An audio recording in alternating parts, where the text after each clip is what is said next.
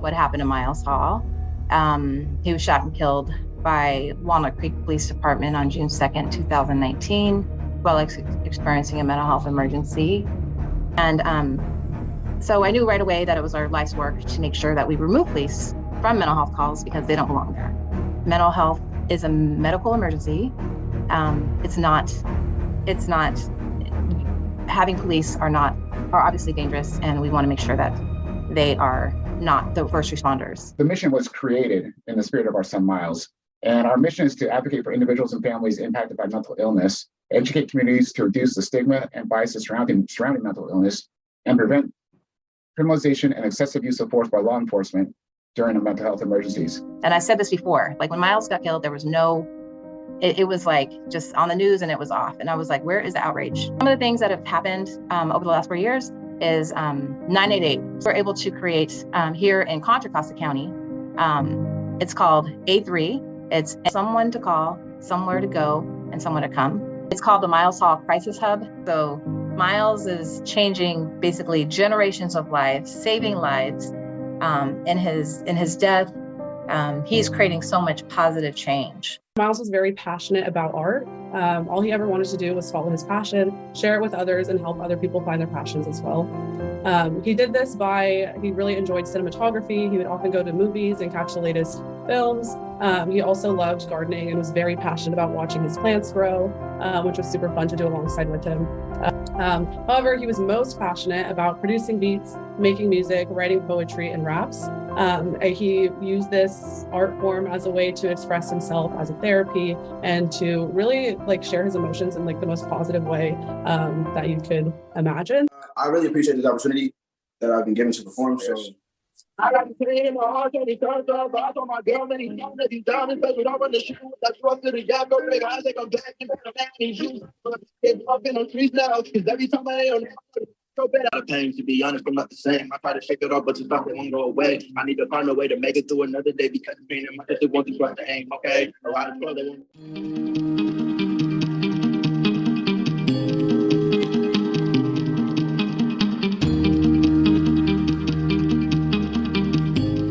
This is the piece that I have, and it was really inspired by Miles, and I've been thinking a lot about it over the last week because for me, I'm an abstract expressionist painter, so I really use art to transmute emotions, and a lot of times it's trying to transmute kind of heavy emotions. But the first thing that I heard from my neighbors was the story of Taun going to every single city council meeting and just really speaking for justice for Miles and wanting to create change. And I really was just taken aback and inspired by that aspect.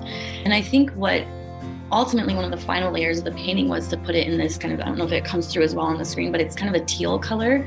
And teal is really representative of both the heart chakra and the throat chakra. And I do feel that this piece has this triumphant energy of how unconditional love, the unconditional love of a sister, of a mother, and of a father can triumph over kind of the brutal tragedy that really is the story of his last days. Beautiful things that we can glean from Miles's legacy is his ability to express himself through art. And Elle did a wonderful job. Thank you, Elle, for sharing your experience and your journey, because art is a very valuable and critical way in which people who have mental illness and severe mental illness can express themselves. And specifically in minoritized and marginalized populations in the Black community, we've always used art in a way that's deeper than expression, but it's a part of life, whether it be through music or through paintings or through dance or through spoken word. There are various ways in which we as a community have used art to put our pain into purpose. So I'm the owner of East Bay Art Therapy. We are a creative arts therapy group practice based in Oakland, but we work all over the whole San Francisco Bay Area providing art therapy with individual sessions. Some might feel more like talk therapy and some might feel more focused on the creative process. Art therapists can provide clients with a specific directive or prompt based on what they're going through or the symptoms they're experiencing or whatever feelings or traumas they're processing, experiences they're processing.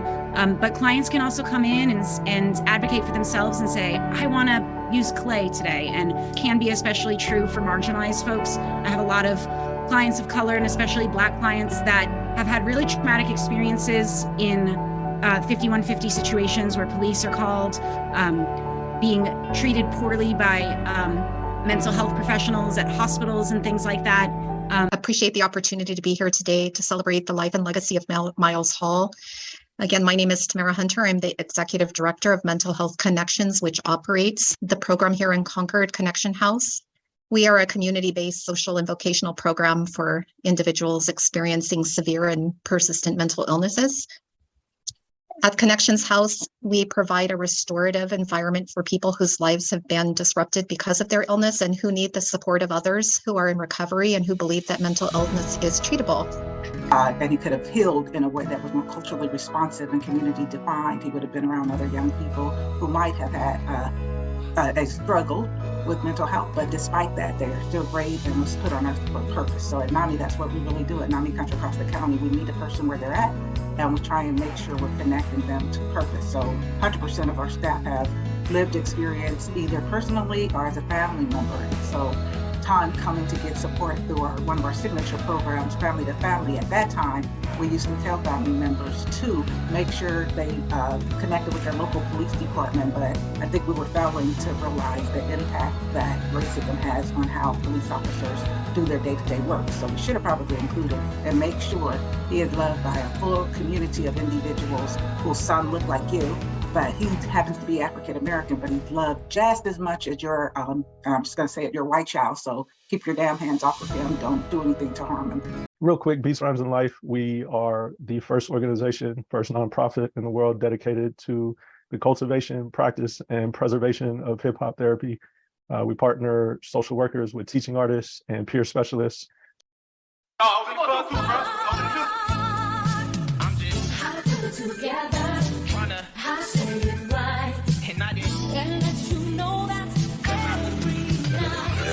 I'm just trying to live my life with a clear vision, trying to figure out my path, it's the way of living. I done did a lot of wrong, but I hope I'm forgiven, cause I'm just trying to move on to the things that I'm missing. I'm just trying to live my life with a clear vision, trying to figure out my path, it's the way of living. I done did a lot of wrong, but I hope I'm forgiven, cause I'm just trying to move on to the things that I'm missing. The way I found out about Miles, I don't even know if you know this, Taun, but I had a young lady who was actually having a mental health crisis, and she was in Martinez. She was admitted into Martinez Hospital.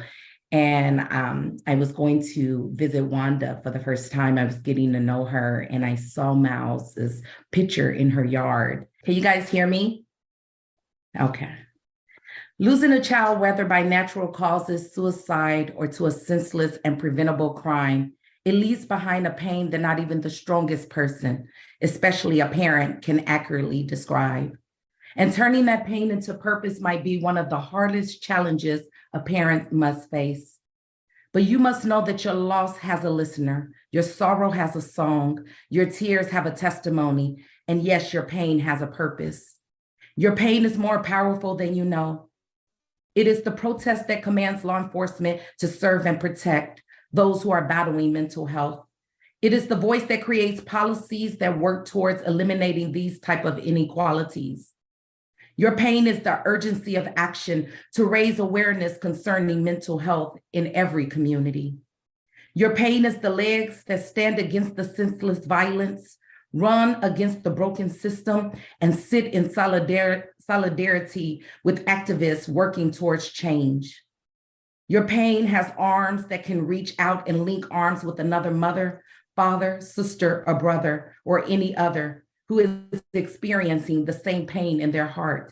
Your pain has a purpose deep within, where forgiveness becomes the fragrance of freedom and the attribute of the strong. Your pain has a God who hears, who will stand with you, fight for you, hold you, comfort you, all while strengthening you. Please know that your pain may never have a full understanding of the why. And although your life will never be the same, do not allow your pain to use you, but instead continue to find the strength to use your pain so that your loved one's life will never be in vain. For it is the pain that has become the purpose that will never allow the world to forget their name. So today, through this purpose, we call out and remember your name, Miles Hall. Through this purpose, we call out and remember his name. Say it with me. Miles Hall. Miles Hall. Miles Hall. Miles Hall. Miles Hall. Miles Hall. Miles Hall. Miles Hall. Miles Hall. Miles Hall. Miles Hall. Miles Hall. Miles Hall. See his name? Miles Hall. Miles Hall.